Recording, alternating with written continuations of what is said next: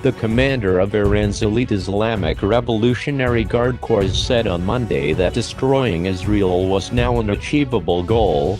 4 decades on from Iran's Islamic Revolution, we have managed to obtain the capacity to destroy the imposter Zionist regime, Major General Hossein Salami was quoted saying by the IRGC SEPA news site. This sinister regime must be wiped off the map, and this is no longer a dream, but it is an achievable goal, Salami said. The remarks were made at a biannual meeting in Tehran for commanders of the IRGC amid rising tensions between Iran and the US and its allies. Salami's comments were given prominent coverage by the Tasnim and Fars news agencies, close to ultra-conservative political factions. The official IRN agency also carried his remarks, but placed more emphasis on his assertion that Iran was growing stronger and would finally beat its foes despite hostility toward it.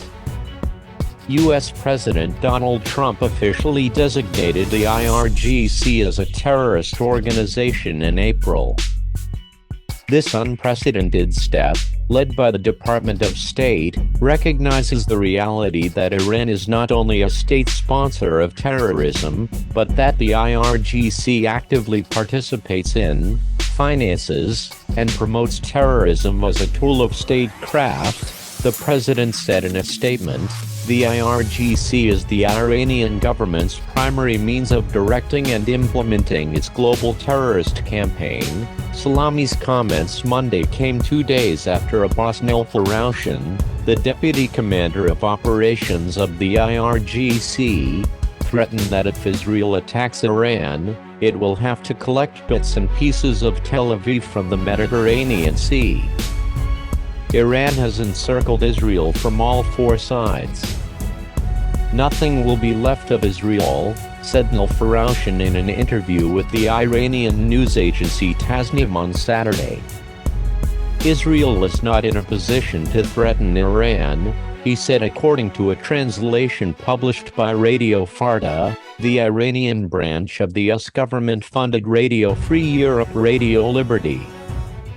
If Israel makes a strategic mistake, it has to collect bits and pieces of Tel Aviv from the lower depths of the Mediterranean Sea, he added. If the enemies could have started a war against Iran, they would have done it, al-Faraushan said, adding that geography plays to Iran's favor. We are not a small country that could be conquered in one step. If all the Western, Arab and Israeli coalition's forces enter our country, Iran's geography will defeat them before they can do anything. al-Faraushan also boasted of Iran's deep and long-range missile assault capability and said Tehran has the means to make this capability operations. We will not let the enemies deface us at our borders. We will quickly drag the war to the bases and interests of the enemies anywhere they may happen to be, he warned. Iran has been on edge, fearing an attack on the country over a drone and missile strike on Saudi Arabia's oil industry earlier this month attributed to Tehran. Yemen's Iranian-backed Houthi rebels have claimed the attack, but the U.S. alleges Iran carried out the assault.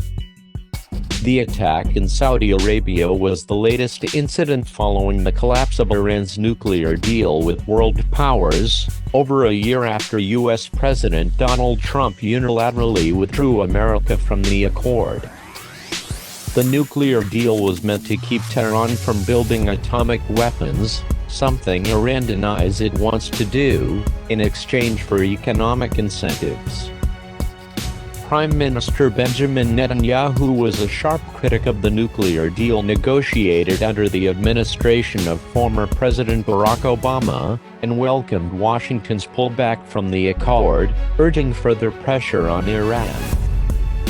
Earlier this month, Netanyahu exposed the existence of a secret nuclear facility in central Iran in which he said the regime had conducted experiments in the pursuit of nuclear weapons.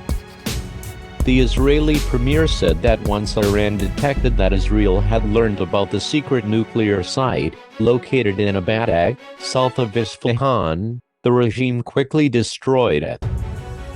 Iran regularly threatens Israel, viewing the country as a powerful enemy allied with the United States and Sunni countries in the region against Tehran and its nuclear ambitions.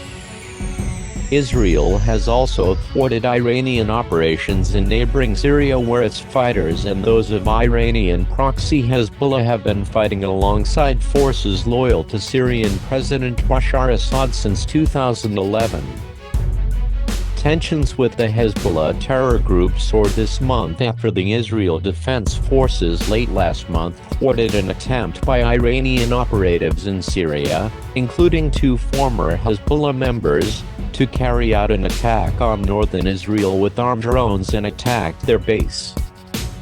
It also followed a drone attack in Beirut, attributed to Israel, that reportedly destroyed key components of a joint Hezbollah-Iran project to manufacture precision-guided missiles in Lebanon.